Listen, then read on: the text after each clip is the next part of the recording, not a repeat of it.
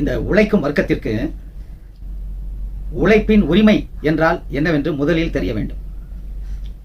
கருவறை முதல் கல்லறை வரை மக்களுக்காக உழைக்கும் இந்த உழைக்கும் வர்க்கத்திற்கு உழைப்பின் உரிமை என்றால் என்னவென்று தெரியவில்லை. சுதந்திரம் பெற்று 77 ஆண்டுகள் ஆகிவிட்டன.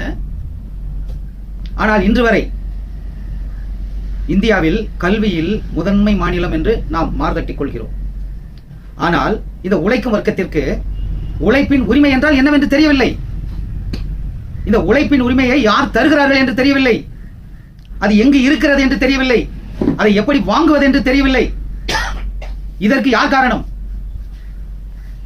அரசியல்வாதிகள் காரணமா அல்லது தொழில் சங்கங்கள் காரணமா அல்லது இந்த சமூகம் காரணமா? யார் காரணம்? இதை எங்கு சொல்லி தந்தார்கள்? எங்கு சொல்லி தருவார்கள்? யார் சொல்லி தருவார்கள்? அரசியல்வாதிகள் நிச்சயம் சொல்லி தர மாட்டார்கள். இந்த மக்கள் உழைப்பின் உரிமையை அனுபவித்து விட்டால் வாழ்க்கையில் வளமான ஒரு நல்ல நிலைக்கு போய்விடுவார்கள் என்று அவர்களுக்கு ஒரு பயம். எல்லா அரசியல்வாதிக்கும், ஒருவருக்கு இருவருக்கு அல்ல, எல்லா அரசியல்வாதிக்கும் இந்த மக்களுக்கு விழிப்புணர்ச்சி வந்துவிட்டால், உழைப்பின் உரிமை என்னவென்று தெரிந்துவிட்டால், இந்த உழைக்கும் வர்க்கம் நாம் சொல்லும்படி வாக்களிக்குமா, நமக்கு வாக்களிக்குமா என்ற ஒரு சந்தேகம் அரசியல்வாதிகளுக்கு ஒரு சந்தேகம். அதனால் இந்த அரசியல்வாதிகள் சொல்லித் தரவில்லை. இந்த உழைக்கும் வர்க்கத்தில் யாரெல்லாம் பயன்பெற முடியும்? உழைப்பின் உரிமை என்றால் என்ன? நான் சொல்கிறேன்.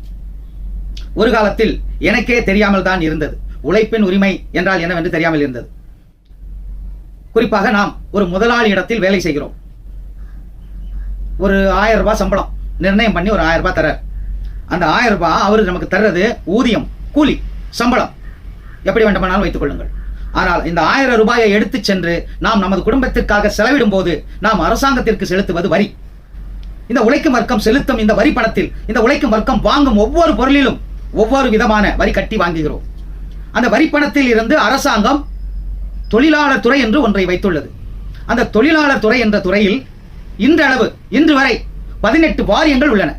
இந்த 18 வாரியங்களும் ஒவ்வொரு வாரியமும் ஒரு துறை சார்ந்த ஒவ்வொரு தொழிலாளிக்கும் ஒவ்வொரு வாரியம் ஏற்படுத்தி வைக்கிறார்கள். அப்படியானால் இங்கே 18 வகையான வாரியம் இருக்குது என்றால் 18 வகையான தொழிலாளிகள் தான் உள்ளார்களா என்றால் இல்லை. 1000 வகையான தொழிலாளர்கள் உள்ளார்கள். இந்த 1000 வகையான தொழிலாளர்களுக்கு இந்த உழைப்பின் உரிமையை 18 வாரியங்களுக்குள் அடைத்து அதை உங்களுக்கு இந்த வாரியம், உங்களுக்கு இந்த வாரியம், இந்த வாரியத்தில் இருப்பவர்களுக்கு இந்த சலுகை, இந்த வாரியத்தில் இருப்பவர்களுக்கு இந்த சலுகை என்று அந்த உழைப்பின் உரிமையை இந்த மக்களுக்கு, இந்த தொழிலாளர்கள் வர்க்கத்திற்கு அரசு தருவதில் ஏற்றம் இறக்கம் உள்ளது.